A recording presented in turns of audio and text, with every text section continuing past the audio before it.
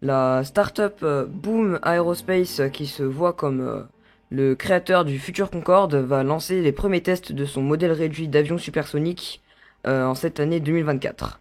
Alors, leur avion qui prévoit de construire le Boom Overture, c'est-à-dire un avion qui pourrait transporter plusieurs dizaines de passagers à des vitesses supersoniques, donc qui est considéré comme le successeur du Concorde, devrait faire son premier vol bientôt. Et là, ils ont donc construit un démonstrateur pour tester les moteurs, l'électronique, la forme du fuselage, etc., qui devrait faire son premier vol normalement, si tout se passe bien, en 2024. Alors du coup, cet avion, pourquoi on dit qu'il est le successeur du Concorde? Ben, parce que après toutes ces années d'évolution technologique, il y aura bien sûr du nouveau. Mais le concept n'a pas changé. C'est toujours un avion avec une aile en delta qui doit consommer beaucoup au décollage. Donc vous allez vous dire qu'en fait, il n'y a pas d'autre concept et que finalement, on est un petit peu obligé de faire comme ça.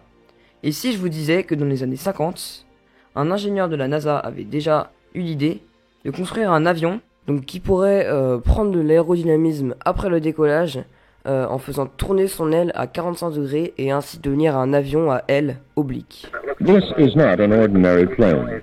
It has a scissor-like design that could prove to be the shape of aircraft to come. Et du coup, mon cher Ulysse, c'est quoi le concept de cette aile oblique?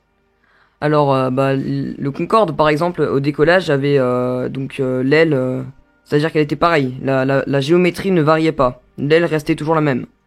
Et donc, au décollage, il fallait qu'il aille très vite et que sinon, après, enfin, il ne décollait pas. Du coup, donc il y a eu une idée en premier, c'est de faire une aile qui se repliait sur deux angles, enfin, qui se repliait selon deux angles, mais c'est compliqué et ça coûte très cher. Par contre, il y a une autre chose. C'était une aile oblique, c'est-à-dire que au lieu de faire des avions 100% symétriques, on ferait une aile qui tourne selon un seul axe de rotation. Et la NASA a fait beaucoup de tests dans les années 60, 70, 80 par rapport à ça. Il y a par exemple le prototype AD1, celui qui a eu le plus de succès, je pense, qui a été piloté qui a fait une cinquantaine de vols avec un pilote de test et qui a donc validé la technique. L'avion avait quelques problèmes de maniabilité, mais c'est sûr que avec l'électronique de vol actuelle, etc., on pourrait faire un avion qui marche, qui fonctionne bien. Mais du coup, ça restait quand même un pilote expérimenté, je crois, et du coup, peut-être que des pilotes moins expérimentés auraient eu du mal à gérer cette situation avec cette aile oblique qui est quand même difficile à manier. Et donc c'est pour ça que justement pour que le truc se développe complètement, on a dû attendre les années 80 avec l'arrivée des systèmes électroniques plus complexes et des ordinateurs de vol qui ont plus de capacités.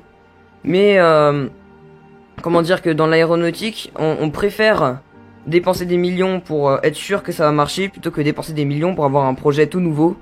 Et donc c'est pour ça que il y a eu beaucoup de doutes là-dessus, c'est-à-dire que on a toujours fait des avions symétriques, donc forcément quand il y a un avion asymétrique qui arrive, forcément c'est assez bizarre.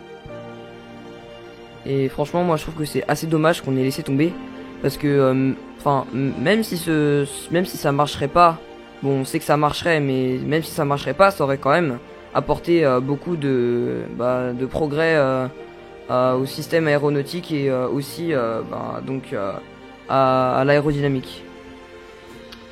Et oui, du coup, on conclut là-dessus. C'était tout pour cet épisode De l'info de décalée. l'info décalée. On se On vous retrouve retrouve la semaine la semaine prochaine prochaine. pour plus d'infos, pour plus de news. Et c'était tout.